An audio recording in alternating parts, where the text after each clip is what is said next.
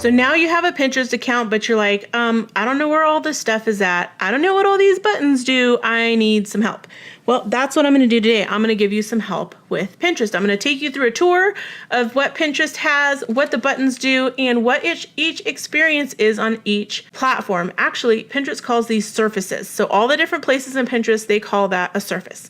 So let's get started. Now, when you first log into Pinterest, the first place that you are taken is called the Smart Feed. So now that I've done a search on Pinterest for tamales, can you notice that my Smart Feed looks really different than it did when I first started out with the 5 interests that I chose when I signed up for my Pinterest account? Isn't that cool? So Pinterest is like, hey, if you're into tamales, you probably like tacos too, but it's also still showing me other things that I said I was interested in, like banana pudding. I said I was interested in desserts. Here's a drink, but this is not just any drink. This is a Mexican drink. So Pinterest is like, oh, if you're into tamales, you probably are into Mexican food, so you probably like this drink. So it's using the things that I have searched to help hone in on my interests so that when I come here to my Smart Feed, when I log in, it's going to serve up content that it thinks I'm probably looking for. And most of the time it's right. So when you log in, you're going to be like, oh my gosh, that's good. I need to pin that. Oh, I need to pin that. Oh, I need to pin that. And that's the experience that they want you to have. So when we're up at the top of Pinterest, there's all these different buttons that we can go visit. Now, if you don't have a business account, you're going to not have some of these buttons, and that's okay.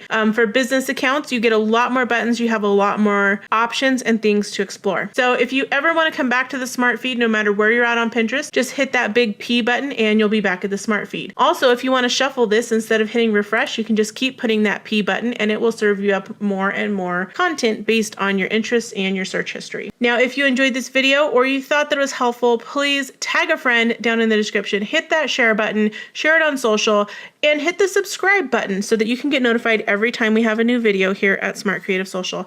Thank you so much for watching. Bye.